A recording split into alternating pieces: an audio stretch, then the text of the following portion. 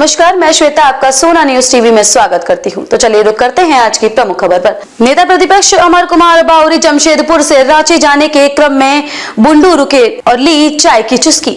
उल गुलान foundation के उपाध्यक्ष राम दुर्लभ सिंह मुंडा से मिले। कहा, बालू और पत्थर को अवैध तरीके से बेचने में लगी है हेमंत सरकार। रांची जिला के तमाड़ विधानसभा क्षेत्र अंतर्गत स्थित राज दरबार ढाबा सोमवार को उल गुलान फाउंडेशन के उपाध्यक्ष राम दुर्लभ सिंह मुंडा ने नेता प्रतिपक्ष अमर कुमार बावरी का स्वागत किया।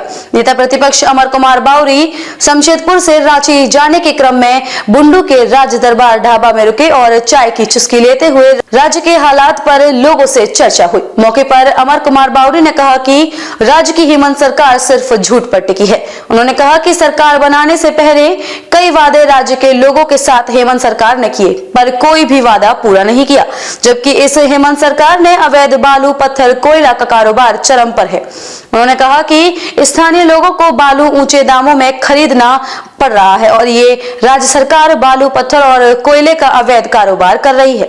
जल, जंगल, जीवन की बात करने वाली राज्य की हेमंत सरकार पूरी तरह से विफल और निकम्मी है। उन्होंने कहा कि 2024 के चुनाव में राज्य की जनता हेमंत सरकार को उखाड़ फेंकेगी। सोना न्यूज के लिए बुंडू से विनोद बनर्जी की रिपोर्ट। सर, आज बुंडू आना हुआ?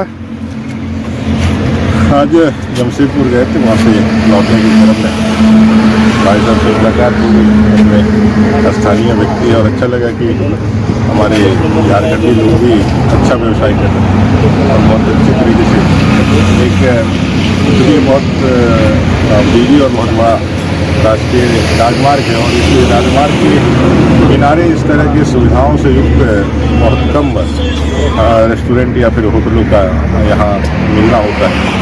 इस लिहाज से जान करके अच्छी खुशी हुई और चाय पिए आगे निकल। स्थानीय सरकार को लेकर क्या कहेंगे सर? झारखंड सरकार, स्थानीय सरकार तो पूरी तरह से झारखंड और झारखंडियों को निराश की है। जितने आशा और उम्मीदों के साथ झारखंड ने इस सरकार को मौका दिया था, जिन वायदों को समर्थन किया था, उस सारे वायदे तो पूर्ण नहीं हुए। उल्टे झारखंड के लोगों का, झारखंडी लोगों का जिस तरह से दोहन शोषण किया गया, जैसे उनके सपनों का गला घोटा गया।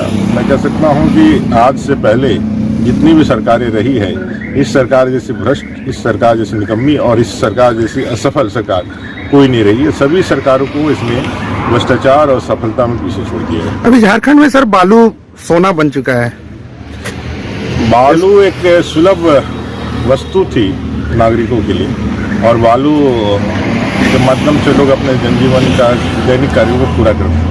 लेकिन आपने सही कहा, यह बालू जो सुलभ थी उसको दुर्लभ बना दिया है और इसके पीछे का कारण है कि जल, जंगल, जमीन का नारा देने वाला यह सरकार यहाँ के जल, जंगल, जमीन में जितने भी संसाधन है उसका अवैध धंधा करके, अवैध लूट करा करके जनता को जो है बहुत ज़्यादा परेशानी में डाला है।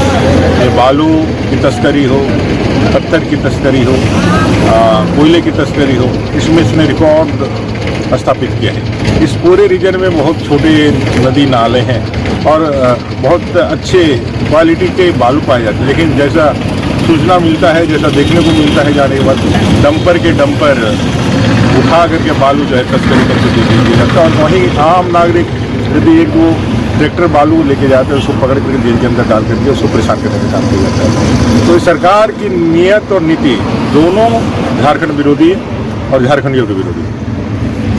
खबरों में अब तक के लिए बस इतना ही। फिर होगी आपसे मुलाकात ऐसी किसी बड़ी खबर के साथ। तब तक के लिए नमस्कार और देखते रहिए सोना न्यूज टीवी।